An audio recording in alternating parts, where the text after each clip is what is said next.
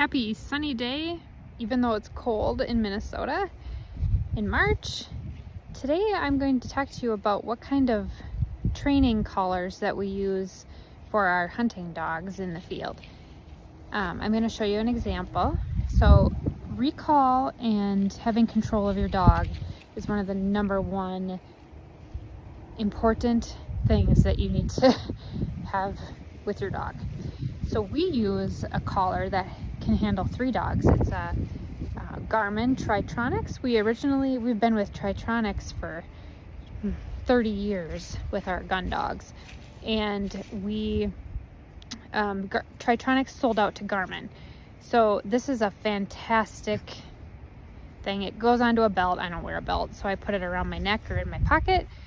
So we use this when we are upland bird hunting with our dogs, but I also use it when we're on our walks with our dogs, specifically because we have a lot of we live on about 50 acres of prairie. I can kind of show you, with ponds and woods, and we use a lot of this for training. But we have a lot of animals. We have coyotes. We don't have wolves quite down this far in Minnesota, but we do have skunks and badgers and things I really don't want my dogs to get into, so I always have the collar on them. So I'm going to show you what the collars look like on the dogs. Okay, so on our dogs, I use the same color. So this is on Solo, so she's black. I use the same color on the dog every single time. So that because of my muscle memory on this, I got to make sure I'm buzzing or recalling the correct dog. So it sits on their neck really nicely. See that, like that? Sorry, my other dog's bumping me. And so the if it blinks red, that means the battery is about dead. So that's just a rechargeable battery. It's got a really nice collar here. We have kind of smaller quarter British labs, so they do that. And then on my younger dog, I always use blue. And see, she's got, I usually never have a second collar on, but I forgot to take hers off before we left. But really nice. Oh, yep, hers is on. So, and then the beeper part needs to go on their vocal cords down there. But it works really nice. I'll show you how it works here. So we don't have real rangy dogs. Okay, let's walk, guys. Come on, let's walk. So I'll get her out ahead. See, in these willows, I think a coyote got a deer.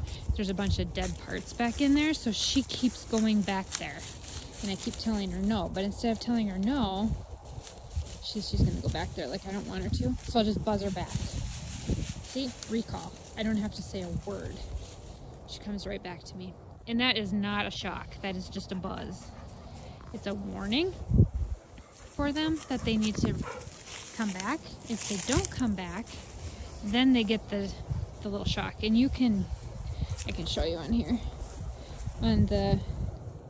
There's continuous, momentary, vibrate, and tone. The tone is the sound, so if you want to trade into the sound, and the vibrate is the buzzing.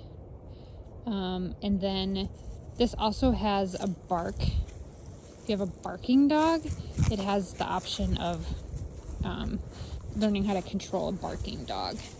So anyway, one of my number one things that when I work with dogs is we demand that they recall correctly.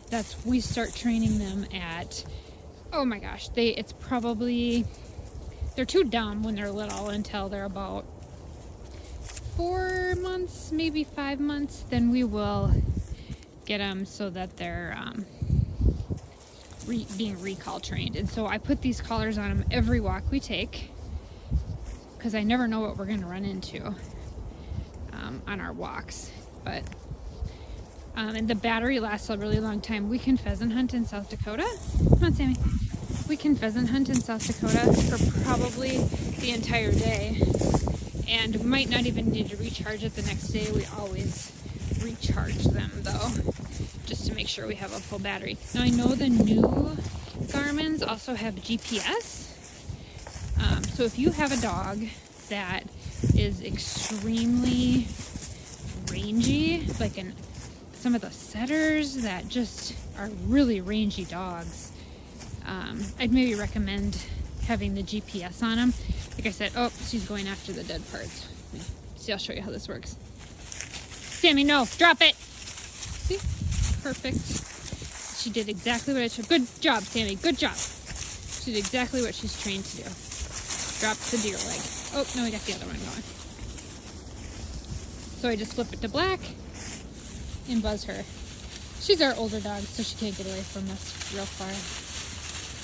But anyway, so like I said, I recommend the GPS collar if you have very rangy dogs. I might actually try the GPS collar because there are times when we are in South Dakota and we are in corn over the top of my head and I'm short and can't see a thing. And it might be a little bit of an extra safety precaution to have that GPS built into the collar. So I will link these collars that we use from, I think we bought them off of Amazon. Give them a try. They're actually a really nice collar. Okay, so that was my video on teaching dogs recall. Very, very, very important.